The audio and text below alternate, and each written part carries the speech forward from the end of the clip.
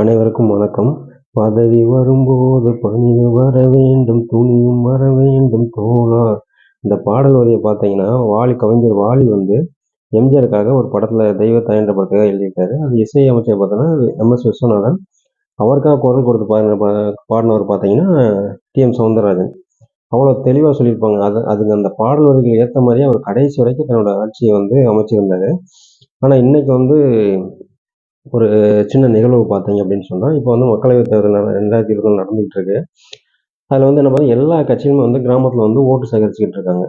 சரியா, பிடிச்சவங்க இப்போ அந்த அந்த பர்டிகுலர் கிராமத்தில் வந்து பார்த்தீங்க அப்படின்னு சொன்னால், ஒரு கட்சியில் உள்ள தொண்டர்கள் இருப்பாங்க, பொறுப்பில் இருக்கவங்க இருப்பாங்க. அவங்க வந்து என்ன பண்ணுவாங்கன்னா, எல்லார் வீட்லேயுமே போய் ஓட்டு சேகரிப்பாங்க.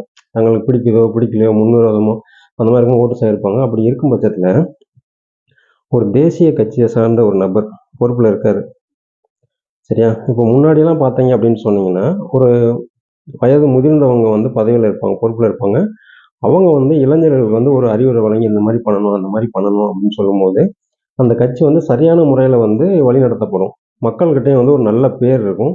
இப்போ ஓட்டு கேட்க போகும்போதே வந்து நம்ம ஒரு பணிவோடு தான் போய் கேட்பாங்க, எல்லாருமே கேட்பாங்க. சரி, அப்போ வந்து ஒரு வீட்டில் வந்து 4 ஓட்டு இருந்தால் கூட ஒரு 2 ஓட்டு அவங்களுக்கு போடும், 2 ஓட்டு இவங்களுக்கு போடும்ன்றாங்க. அவங்க நடந்துக்கிற முறையை வச்சு தான் அந்த கட்சி ஓட்டு வாங்கி ஜெயிச்ச பிறகு நடந்துக்கிற முறையை வச்சு தான் மறுமுறை வந்து தேர்தல் வந்து அவங்களுக்கு வாக்கு அளிப்போமா வேண்டாமான்ற வந்து மக்களோட மனநிலை இருக்கும்.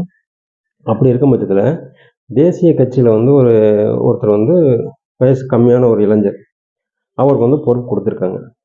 அந்த பொறுப்புக்கேற்ற பக்குவமும் பணிவும் வரணும். அந்த பணிவும் பக்குவமும் கிடையாது. ஆனால் அவரை நம்பி இந்த கிராமத்தில் வந்து வாக்கு சேகரிக்க அனுப்பியிருக்காங்க. அப்போ வந்து ஒரு பர்டிகுலர் ஏரியாக்குள்ளே ஒரு 150 வீட்டுக்கு மேலே வந்து ஓட்டு வந்து கேட்கல. ஏன்னா இவங்களுக்கு அந்த கட்சியில் பொறுப்பில் இருக்க நபருக்கு வந்து அவங்கள வந்து பிடிக்கல. அப்படி இருக்கும் பட்சத்தில் அப்போ வாக்கு வங்கி எப்படி இருக்கும்? அப்போ அந்த 150 வீட்டில் ஒரு வீட்டில் 2 ஓட்டு வச்சா கூட 300 ஓட்டு இருக்குமா?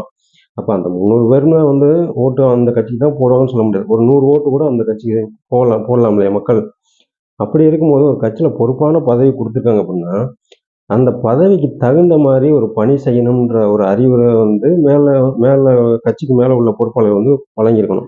அது வழங்குனாங்களா என்னன்னு தெரியல. அப்படி இருக்கும் பட்சத்தில் இந்த மாதிரி இப்போ நான் சொல்கிற இந்த குறிப்பிட்ட ஒரு கிராமத்தில் நடந்த சம்பவம், இதே மாதிரி நிறைய கிராமத்தில் இந்த மாதிரி நடந்திருந்தால் எப்படி வாக்கு வங்கி வந்து உங்கள் கட்சிக்கு வந்து விழுவும்?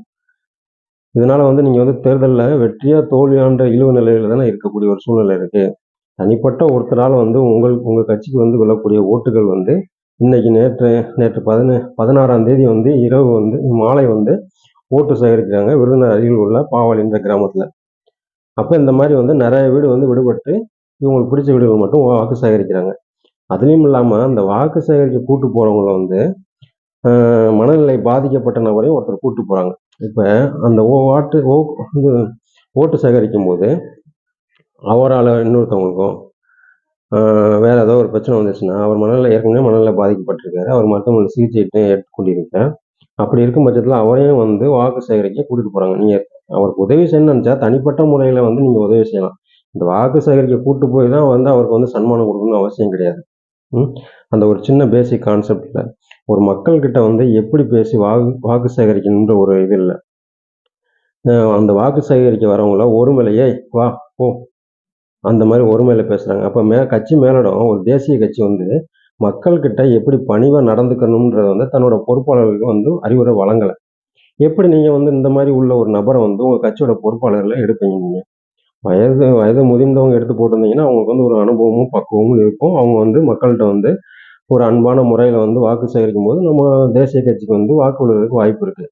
இந்த மாதிரி ஒரு நபர் ஏற்கனவே ஊரில் வந்து பகைமையை வளர்த்து கொண்டிருக்கக்கூடிய ஒரு நபர், இவர் வந்து வாக்கு சேகரிக்கும் போது எப்படி வந்து உங்கள் தேசிய கட்சிக்கு வந்து வாக்கு வங்கி சேரும்? சரியா, இதெல்லாம் வந்து கட்சியோட மேலிடம் வந்து ஆலோசனை செய்து ஒரு தெளிவான ஒரு பணிவான மக்களிடம் அன்பாக நடந்து கொள்ளக்கூடிய ஒரு நபர், அந்த மாதிரி ஒரு நபரை வந்து பொறுப்பாளர் நியமித்தாங்க அப்படின்னா தங்களோட தேசிய கட்சிக்கு வந்து வாக்கு வங்கி வந்து விழுறதுக்கு வாய்ப்பு இருக்குது. இன்றைக்குள்ள சூழ்நிலை வந்து நேற்று நடந்த ஏப்ரல் 16ஆம் தேதி நடந்த ஒரு சம்பவத்தை வச்சு பாதி பேர் உங்களுக்கு வாக்களிக்கணும்னு நினச்சிருந்தவங்க கூட இந்த கட்சிக்கு வந்து ஓட்டளிக்க மாட்டாங்க. அப்போ நீங்களாக வந்து நடந்துக்கிறத வச்சு தான் உங்களுக்கு வந்து இந்த மாதிரி ஒரு வாய்ப்பு ஏற்பட்டிருக்கு. நன்றி, வணக்கம்.